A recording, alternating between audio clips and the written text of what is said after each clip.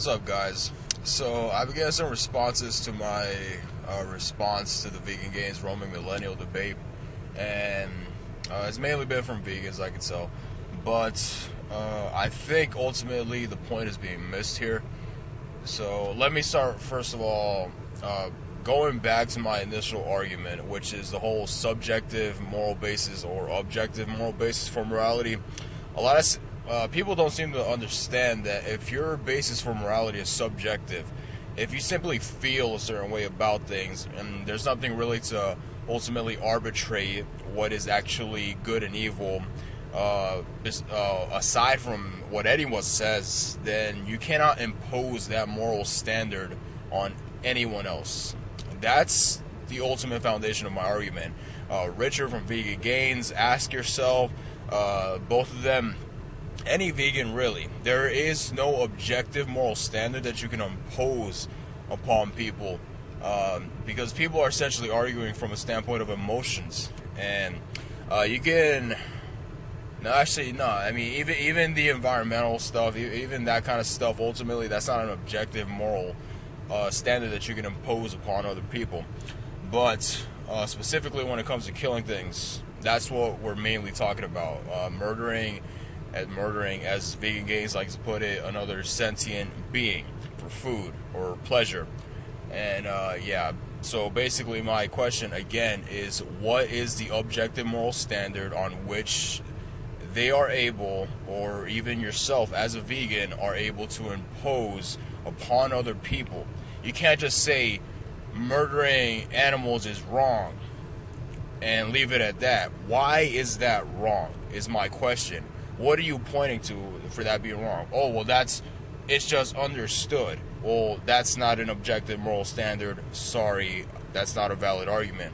Or it's just wrong. Would you want that happening to you? Again, a subjective moral standard.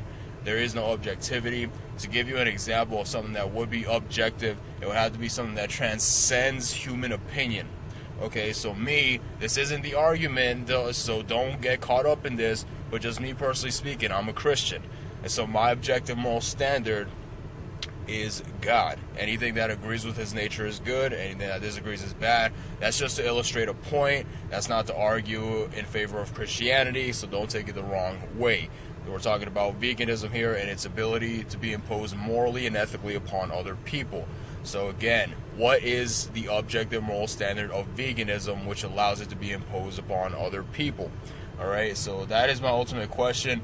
And then when you answer that, then we can get into the other stuff.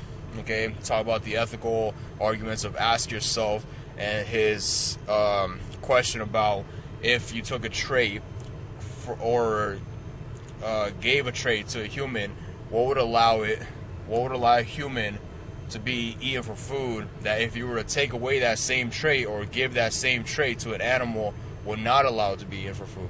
Okay, and people were commenting on that, and basically what you have to go back to in this argument is the value system that's being placed upon humans and animals, okay? Because he's essentially arguing from a standpoint of values. Some people don't seem to realize that. It's a value thing, okay?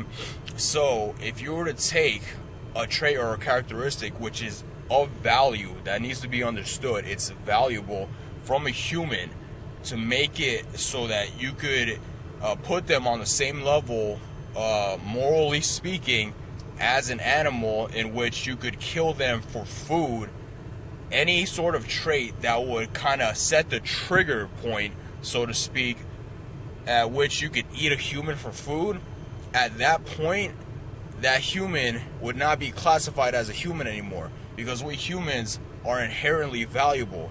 As a species, we ultimately have to place the ultimate value on ourselves, okay? And it's not the same thing as talking about a Holocaust or any of this other stuff, okay? That's basically what it comes down to.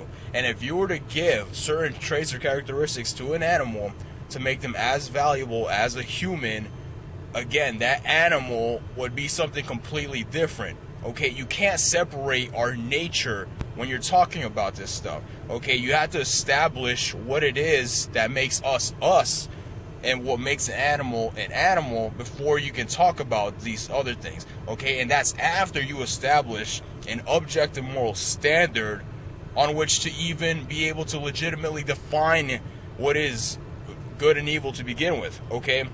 So this is what follows after that. Then we can have that discussion. But if you're trying to comment below and you're not giving me objectivity in your moral judgment, that's just how you feel, that my animals shouldn't be murdered because they're sentient beings, okay? Well, I can just come right back at you and say, well, this is how I feel, and there's ultimately nothing to arbitrate that, okay? So again, objective moral standard is what the requirement is.